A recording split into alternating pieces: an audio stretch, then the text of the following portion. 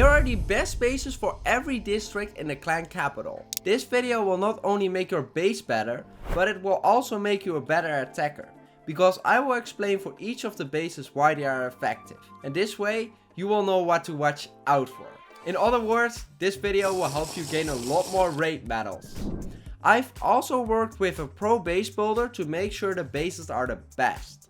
Goblin Mines. This base consists of a first line and a second line with goblin throwers. Troops will first focus on the front line, which allows the goblin throwers in the second line to deal a lot of damage. The enemy is forced to drop their spells on the first line, allowing the second line to stay alive and deal significant damage. In the second attack, the enemy would need to take out the second line, but it's unlikely they will succeed, increasing the chance that this district will require 3 raids to clear. This means we have achieved our goal, getting the opponent to attack our base 3 times. Skeleton Park. The bomb towers are widely spread, making the base insanely effective against miners. Every key defense is paired with a bomb tower, which means using a graveyard spell is almost useless.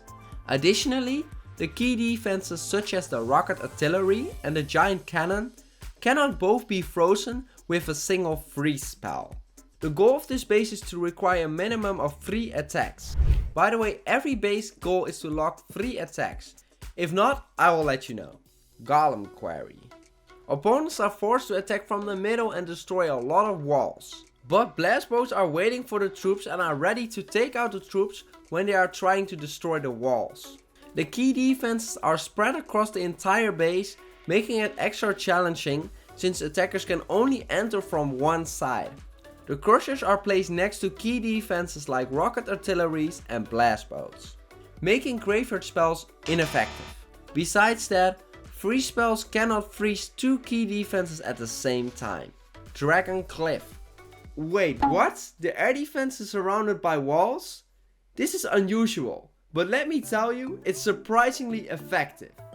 Battle rams will focus only on walls where there are defenses close to. Very important to remember this.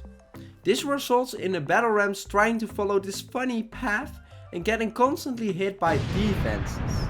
As a result, battle rams are constantly eliminated and have minimal impact during the attack. All buildings are placed close together, allowing the super dragons to damage quickly, which causes super miners to struggle against the dragons. The goal is to get the opponent to attack 3 times, but it would be no surprise if he attacks it 4 times or even 5 times. Builder's Workshop. The opponent is forced to attack from the middle, and even if you place the battle rams will go all the way through the middle towards the cannon.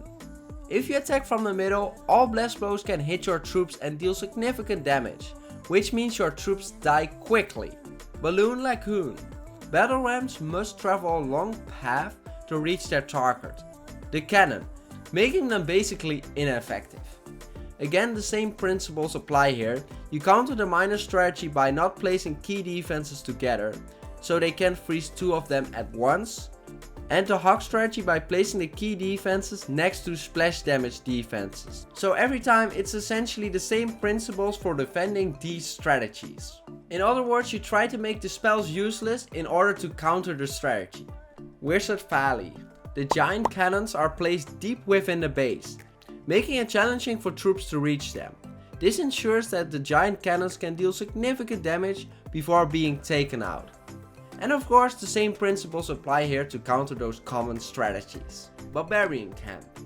Barbarian Camp is intended to at least require 4 attacks. The layout is designed to force a troop to move through the entire base from the right side, ensuring the opponent has to follow the full path. However, many players are tempted to attack through the middle, but once they realize that the 2 sides remain, they face a significant problem. Just like me, I had to do it 4 times with miners. It was so devastating. Capital Peak. The goal is to ensure the player has to attack this base 5 times. A lot of players underestimate this base. They see the starting section and assume it's simple. I made the same mistake myself. I deployed all the miners right away thinking I could easily clear it, but I only got 1%. Many players also think that once they have taken down the initial section, The rest of the base will be easy to finish. However, the remaining areas are still full of key defenses like giant cannons.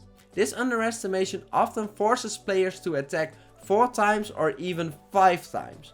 But for the casual player it could also even take 6 times. The links of the bases will be in the description. And if you also need a base for the builder's base or for the home village, you can click on one of these videos right here once they are released.